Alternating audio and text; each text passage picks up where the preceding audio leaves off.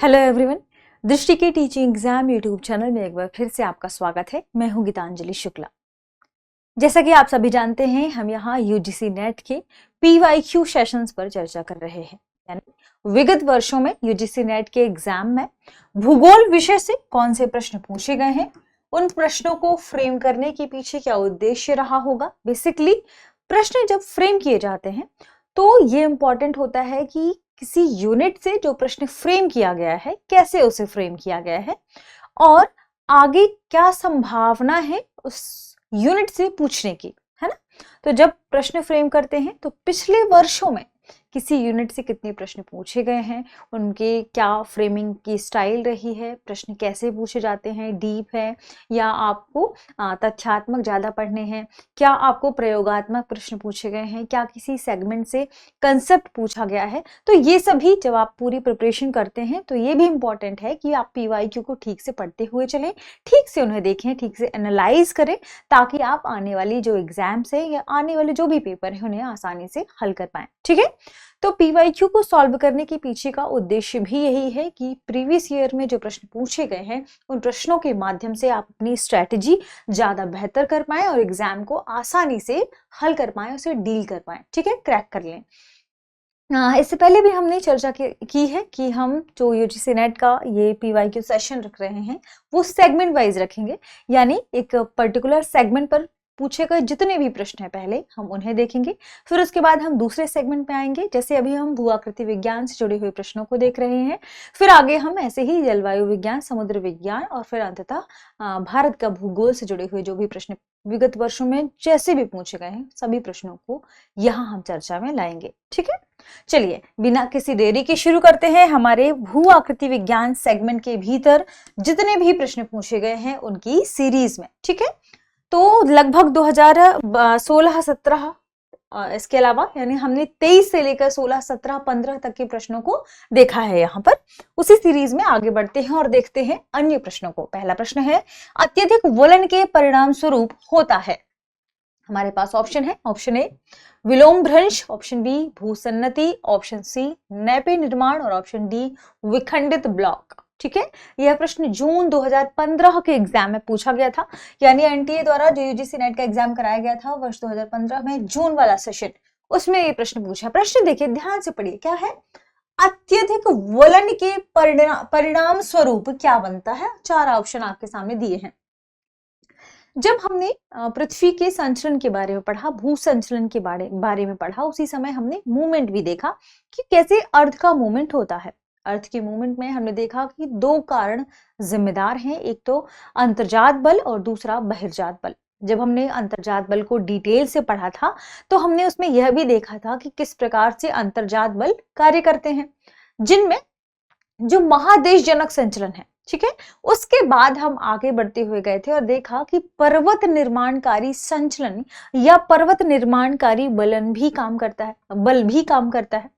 ठीक है, पर्वत निर्माणकारी संचलन को जब हमने पढ़ा था तो उसमें हमने देखा कि जो पृथ्वी की ऊपरी सतह पर, या कह सकते हैं पृथ्वी के भीतर से जो बल कार्य करता है, पृथ्वी के भीतर से जो बल कार्य करता है उसे हम कहते हैं अंतर्जात बल। और अंतर्जात बल में ही पर्वत निर्माणकारी बल हमने देखा, संचलन हमने देखे।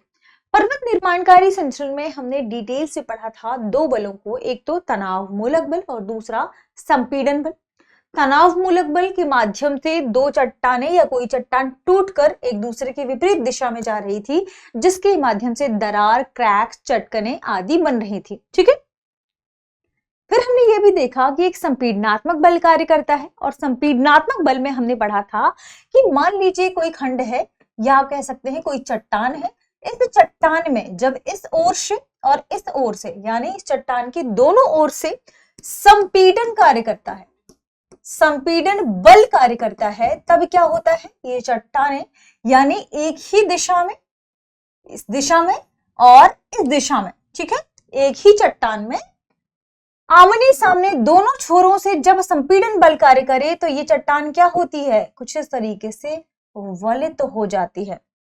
ये चट्टान कुछ इस तरीके से क्या होती है, वलित हो जाती है और इस तरीके से वलन का निर्माण होता है। तो वलन के निर्माण के लिए क्या जरूरी है, क्या यहाँ पर कार्य करता है जिसकी वजह से वलन का निर्माण हुआ? तो देखिए वलन के निर्माण, फोल्ड्स के निर्माण के लिए संपीडनात्मक बल कार्य कर रहा है। संपीडनात्मक बल के कार्य करने से वलन का निर्माण हो, और जब ऐसी स्थिति आए कि यह अत्यधिक वलन हो, अत्यधिक वलन कब होगा? जब ये संपीडनात्मक बल बहुत अधिक होगा, यानी लगातार संपीडनात्मक बल क्या होगा? ज्यादा कार्य करेगा, बहुत तेजी से कार्य करेगा। अब यहाँ पर संपीडनात्मक बल और अधिक बढ़ गया, यानी वलन की प्रवृत्ति क्या होगी? और अधिक बढ़ जाएगी। अत्यधिक वलन इसी को कहा जाएगा। तो क्या होगा? देखिए अब हमने देखा कि एक परिवलन है, ठीक है, दोनों भुजाएं क्या है? आपको लगभग समान दिखाई देंगी परिवलन की बात करेंगे तो, ठीक है। अब ऐसी स्थिति आएगी, ये मान लीजिए परिवलन में, कि अब इसमें जो वलन है और अधिक बढ़ जाएगा, संपीडनात्मक बल और अधिक कार्य करेगा। जब संपीडनात्मक बल और अधिक कार्य करेगा तो ये वलन की दोनों भुजाएं क्या होंगी? कुछ इस तरीके से क्षैतिज हो जाएंगी, ठीक है। वलन की दो भुजाएं क्या होंगी? देखिए समानांतर होंगी और क्षैतिज होती जाएगी। अब ऐसी स्थिति आएगी जब बहुत अधिक संपीडनात्मक बल की वजह से, अत्यधिक वलन की वजह से एक भुजा टूटकर दूसरी भुजा के ऊपर चढ़ जाए। मान लीजिए यहाँ पर जो एक और वलन बना हुआ है, इसके ऊपर ये भुजा टूटकर इसके ऊपर चढ़ जाए, ठीक है, तो इसे ही कहा जाएगा ग्रीवाखंड। तो ध्यान रखिएगा, अत्यधिक वलन के परिणाम स्वरूप या फल स्वरूप क्या बनता है? नैपे का निर्माण होता है, और नैपे को ही क्या कहा जाता है? ग्रीवाखंड, ठीक है। तो ध्यान रखें, अत्यधिक वलन के फलस्वरूप या अत्यधिक संपीड़न बल की वजह से वलन की एक भुजा टूटकर दूसरे वलन के ऊपर चढ़ जाए, तो ये देखिए एक वलन तो ये था, दूसरी भुजा क्या होगी? टूटकर इसके ऊपर ही चढ़ जाएगी, तो इसे क्या कहते हैं? ग्रीवाखंड, ठीक है, ध्यान रखिएगा। तो अत्यधिक वलन के परिणाम स्वरूप नैपे का निर्माण होता है, नैपे निर्माण हुई, यानी आप इसे हिंदी में क्या कहेंगे? ग्रीवाखंड, ठीक। चलिए इस तरीके से आपने इसे समझा। ये जो प्रोसेस हुई ये कहां पर होती है, किस स्थिति में होगी, इसे भी समझते हैं। जो भूसन्नति होती है कुछ इस तरीके से, ये धंसाव वाला स्थान होता है जहां पर लगातार अपरदन के फलस्वरूप यहाँ अवसादों का क्या होगा? जमाव होता रहता है। जमाव होने के क्रम में देखिए ग्रीवाखंड, ये जो अग्रदेश है ये भी एक अग्रदेश वाला क्षेत्र है। ये अग्रदेश में वलन का लगातार संपीडनात्मक बल करेगा। संपीडनात्मक बल के कार्य करने से ये जो यहाँ पर अवसाद भरा है ये कुछ इस तरीके से वलनों में परिवर्तित हो जाएगा, ठीक है। जो अभी हमने प्रोसेस पढ़ी ग्रीवाखंड के निर्माण की, उसके पहले की कंडीशन है ये, और फिर और अधिक संपीडनात्मक बल कार्य करेगा, और अधिक संपीडनात्मक बल कार्य करेगा, तो ये भुजा टूटकर इसके ऊपर हो जाएगी, जिसे हम ग्रीवाखंड के रूप में जानते हैं। ये हमने पूरी प्रोसेस समझ ली। अब आगे बढ़ते हैं और अगले प्रश्न को चर्चा में देखते हैं। अगला प्रश्न है, सूची 1 को सूची 2 से सुमेलित कीजिए और नीचे दिए गए कूट का प्रयोग करके सही उत्तर का चयन करें। अगर आपको इन प्रश्नों में थोड़ी भी तथ्य का अंदाजा है, सही है, पता है कोई चीज किससे जुड़ी हुई है, किससे संबंधित है, कोई शब्दावली किससे जुड़ी हुई है, तो आप इस प्रश्न को आसानी से हल कर पाएंगे। जैसे प्रश्न में क्या कहा गया, सूची 1 को सूची 2 से सुमेलित करना है। सूची 1 में आपके सामने नदियां, बस्तियां, पवन और चट्टाने हैं। सूची 2 में बलुआ पत्थर, झंझा, तटबंध और उपग्रह शामिल है। देखिए यह प्रश्न दिसंबर 2013 के प्रश्न पत्र में पूछा गया था। प्रश्न को गौर से देखने पर आपको समझ में आएगा कि इसमें कुछ भी ऐसा नहीं है जो आप ना समझ पाए। यदि आपको पता है कि जो नदियां हैं, नदियों के लिए हम क्या निर्माण करते हैं? तटबंध, क्योंकि तटबंध तो यहाँ और किसी से जुड़ा हुआ नहीं है, ना ही बस्तियों से, ना ही पवन से और ना ही चट्टानों से। तटबंध का निर्माण होता है नदियों में। नदियों के पानी को एक जगह रोक के रखने के लिए या नदियों के फ्लो को कहीं मेंटेन करने के लिए तटबंधों का निर्माण होता है। तो यहाँ नदियां किससे जुड़ी हुई है? तटबंधों से। Number C. बस्तियां, देखिए आप ध्यान करें, देखिए ध्यान से देखिए, अगर आप चट्टानों के बारे में देखें, चट्टाने एक समय के बाद अपरदन और इसमें लगातार अनाच्छादन की क्रिया होती रहेगी। ये छोटी रेत या बलुआ पत्थर में क्या होंगे? टूट जाती हैं। तो चट्टानों को आप सही जोड़ी मिला दीजिए किससे? बलुआ पत्थर से, ठीक है। अब आप देखिए यहाँ पवन बचा हुआ है, पवन से बहुत तेजी से क्या आता है? झंझा आता है। तो आप पवन या हवा से क्या होगा? झंझा को कनेक्ट कर दीजिए, बस्तियां से आप उपग्रह को कनेक्ट कर दीजिए। इस तरीके से इसे सुमेलित कर लीजिए। अब देखिए नदियां, तटबंध नंबर 3, बस्तियां, उपग्रह नंबर 4, पवन 1, पवन से झंझा होगा 2, चट्टानें जो अंततः लास्ट में बलुआ पत्थर में कन्वर्ट होती हैं? 1। 3 4 2 1 इस प्रश्न का सही जवाब है। देखिए 3 से ऑप्शन ए में ही शुरुआत हो रही है, तो 3 4 2 1 इस प्रश्न का सही जवाब होगा। ठीक है, आगे बढ़ते हैं, अगले प्रश्न को देखते हैं। अगला प्रश्न है, समुद्र अधिस्थल विस्तार की संकल्पना का प्रतिपादन किसने किया था? पिछले सेशन में हमने इस पर डिटेल से चर्चा की है और कैसे पूरा समझा है कि दरअसल सागर जो नितल प्रसरण सिद्धांत है वह क्या है।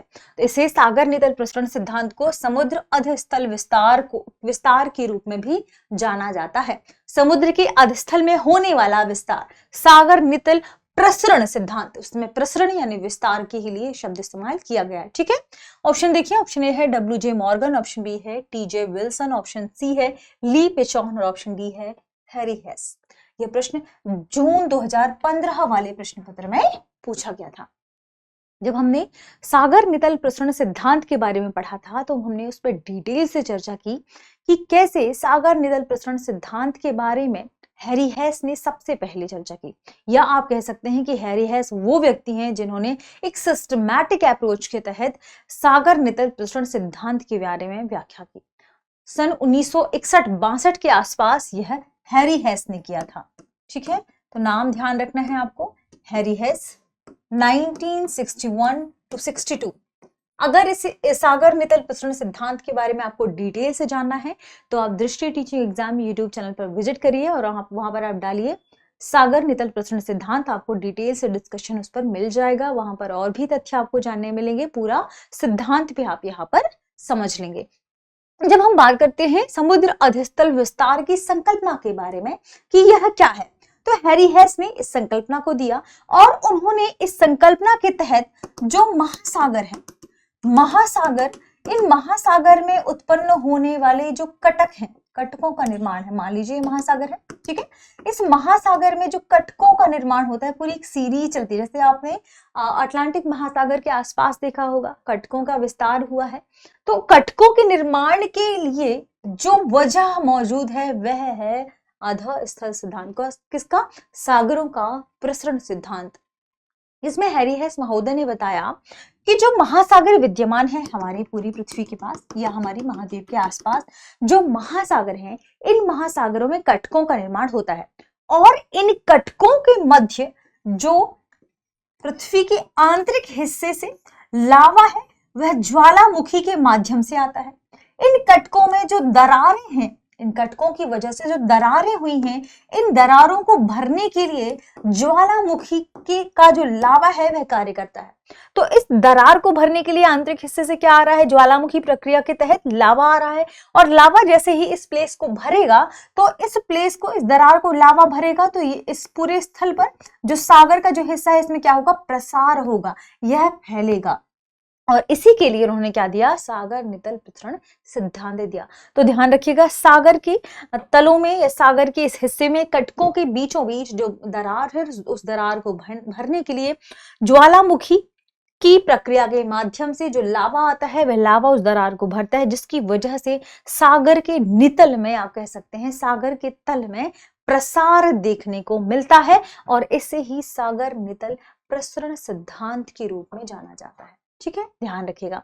ये किससे जुड़ा हुआ होगा? ये ध्यान रखें, हैरी हेस से 1961 और 62 के आसपास, और इससे जुड़ा हुआ जो भी आपने देखा कि कैसे ही ज्वालामुखी उद्भेदन की प्रक्रिया के माध्यम से दरार के भरने के लिए लावा आया और कैसे यहाँ सागर के नितल में इससे प्रसार देखने को मिला। ठीक है, तो इस तरीके से इस प्रश्न की यदि हम सही जवाब की बात करें, ऑप्शन डी हैरी हेस इस प्रश्न का सही जवाब होगा। ठीक है, चलिए आगे बढ़ते हैं और अगले प्रश्न को देखते हैं। अगला प्रश्न है, निम्नलिखित से नदीय हिमानी निक्षेपों की पहचान कीजिए।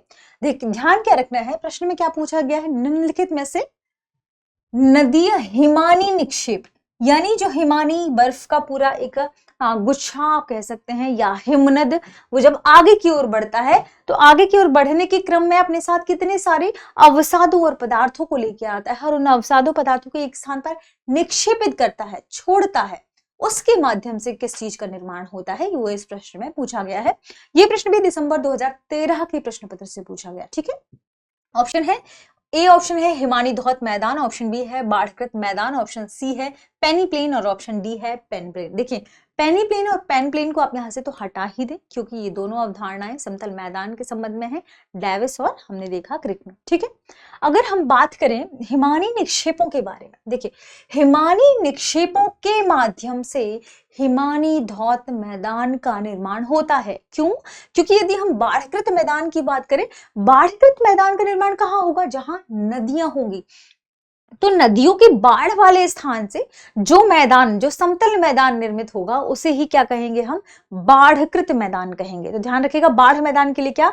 नदी के किनारे कोई ऐसा क्षेत्र फेमस हो या फैला हो जहां पर बाढ़ आए और उससे समतल मैदान का निर्माण हो, तो उसे कहा जाता है बाढ़कृत मैदान। यानी नदी के किनारे समतल मैदान या समतल भूमि का क्षेत्र, ध्यान रखिएगा, नदी के किनारे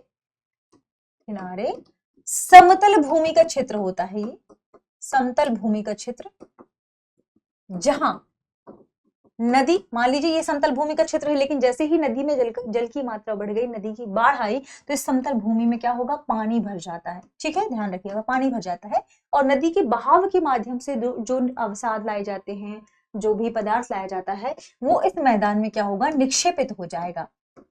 और इस जलोढ़ में उपस्थित जो पदार्थ आया, उसकी वजह से ये जो समतल भूमि है वह क्या होगी? उपजाऊ होती है। ध्यान रखिएगा, ये समतल भूमि क्या हो जाती है? उपजाऊ हो जाती है। और इस तरीके से निर्मित जो मैदान है, इसे ही हम बाढ़ का मैदान कहते हैं। जब आपसे पूछा जाए कि हिमानी धौत मैदान क्या है, तो हिमानी धौत मैदान के बारे में आपको क्या ध्यान रखना है कि जब ग्लेशियर, बहुत बड़ा ग्लेशियर, बर्फ की मात्रा है, ठीक है, जब यह ग्लेशियर पिघलता है, ध्यान रखिएगा, अब एक बहुत बड़ा बंच है बर्फ का, बहुत बड़ा ग्लेशियर है, इस ग्लेशियर के पिघलने के बाद, इससे पिघलने के बाद क्या होगा? ये अपने साथ कुछ अपवाहित पदार्थ लेकर आएगा, कुछ अपवाहित अवसाद लेकर आएगा, और इस अवसाद के निक्षेपित होने से, इस अवसाद के इकट्ठा होने से जिस प्रकार के मैदान का निर्माण होता है, उसे हिमानी धौत मैदान कहा जाता है। तो ध्यान क्या रखना है कि यहाँ पर जो ग्लेशियर पिघला, उस ग्लेशियर के पिघलने के साथ अपवाहित जो भी अवसाद आए, जो भी पदार्थ आए, जो अपवाहित जल के द्वारा लाए गए, उनमें जो हिमोड़ निक्षेपों का जमाव होगा, उसके माध्यम से जो समतल मैदान बनेगा, उसे ही आप क्या कहेंगे? हिमानी धौत मैदान कहेंगे। ठीक है, इस तरीके से इस प्रश्न की यदि हम सही जवाब की बात करें कि नदी हिमानी निक्षेपों से, ध्यान रखें, हिमानी ग्लेशियर के निक्षेपों के बाद क्या बनता है? हिमानी धौत मैदान बनता है। ऑप्शन ए इस प्रश्न का सही जवाब होगा। ठीक है, चलिए आगे बढ़ते हैं, अगले प्रश्न को देखते हैं। अगला प्रश्न है, निम्नलिखित में से किसे अंतरा पर्वतीय पठार कहा जाता है? ठीक है, ये प्रश्न दिसंबर 2015 के प्रश्न पत्र में पूछा गया था। आपके पास ऑप्शन है ब्राजीलियाई, ऑप्शन बी है भारतीय, ऑप्शन सी है तिब्बती और ऑप्शन डी है अरेबियाई। जब हम महाद्वीपीय पठार के बारे में बात करते हैं, महाद्वीपीय पठार यानी वह पठार जो अपने आसपास से कहीं ना कहीं तटीय क्षेत्रों से संलग्न हो, जैसे भारत का जो प्रायद्वीपीय पठार है, उसे हम इस हिस्से में शामिल करेंगे। तो देखिए, भारतीय पठार तो इसमें शामिल नहीं हो पाएगा। ठीक है, अगर हम बात करें, पूछा क्या जा रहा है? अंतरा पर्वतीय पठार। अंतरा पर्वतीय पठार का मतलब है वह पठार जो अपने चारों ओर से पर्वतों से घिरा हो। ठीक है, और जब अंतरा पर्वतीय पठारों की बात की जाएगी, तो जब हम वलित पर्वतों के बारे में बात करते हैं, वलित पर्वतों के निर्माण के फलस्वरूप ही जब कहीं पठार का निर्माण हो जाए, वलित पर्वतों के निर्माण के फलस्वरूप कहीं पठार का निर्माण हो जाए, तो उसे ही कहा जाता है अंतरा पर्वतीय पठार। या आप एक और एग्जाम्पल ध्यान रखें, अंतरा पर्वतीय पठार वे पठार होते हैं जो अपने चारों ओर से किससे घिरे होते हैं? पर्वतों से घिरे होते हैं। ठीक है, ध्यान रखिएगा, जब हम अंतरा पर्वतीय पठार की बात करते हैं, कि हमारे ऑप्शन में ध्यान रखें, ऑप्शन में क्या है अंतरा पर्वतीय पठार? ऑप्शन के हिसाब से जो तिब्बतीय पठार है, तिब्बत का पठार है, क्योंकि वो अपने चारों ओर से पर्वतों से घिरा हुआ है, वही आंसर होगा इसका। यानी तिब्बत का पठार क्या है? अंतरा पर्वतीय पठार का एग्जाम्पल है। ये वो पठार है जो अपने चारों ओर से पर्वतों से घिरा हुआ है। और ये ध्यान रखिएगा कि तिब्बत के पठार का निर्माण, क्योंकि हमने देखा ना कि जब वलित पर्वतों का निर्माण हो रहा होता है, तभी इस तरीके से पठारों का निर्माण होगा। अंतरा पर्वतीय पठारों के आसपास पर्वत होंगे। ठीक है, क्योंकि पर्वत यानी वह जिसका आधार विस्तृत हो और जिसकी चोटी क्या हो? नुकीली हो, या कह सकते हैं संकरी। यानी इसका जो ऊपरी हिस्सा है शिखर, वह क्या है, वह संकरा होता है। आधार इसका विस्तृत होता है। ढलान क्या होगी, तीव्र होगी। ध्यान रखें, ये क्या कहलाता है, ये कहलाता है पठार, वो पर्वत। और पठार की जब हम बात करेंगे तो पठार में आधार तो विस्तृत होगा, लेकिन इसका जो शिखर है वह चपटा होगा, सपाट होगा। ये होता है पठार। ठीक है, तो पर्वतों के चारों ओर से घिरे हुए पठार को अंतरा पर्वतीय पठार कहा जाता है। तिब्बत का पठार इसका एग्जाम्पल है। वलित पर्वतों के निर्माण के आसपास ही पठार, इस प्रकार के पठारों का निर्माण होता है। ठीक है, भूपटल के सर्वाधिक विस्तृत एवं जटिल पठार इसी श्रेणी में आते हैं। ठीक है, ऑप्शन सी इस प्रश्न का क्या होगा, सही जवाब होगा। आगे बढ़ते हैं और अगले प्रश्न पर चर्चा करते हैं। अगले प्रश्न को देखते हैं। ओह, प्रश्न खत्म हो गए हैं। तो आज के सेशन में हमने कुछ खास प्रश्नों पर चर्चा की, हमने देखा, समझा, इन्हें जानने की कोशिश की। मिलते हैं अगले सेशन में। आप सभी पढ़ते रहें, रिवीजन करते रहें। शुक्रिया।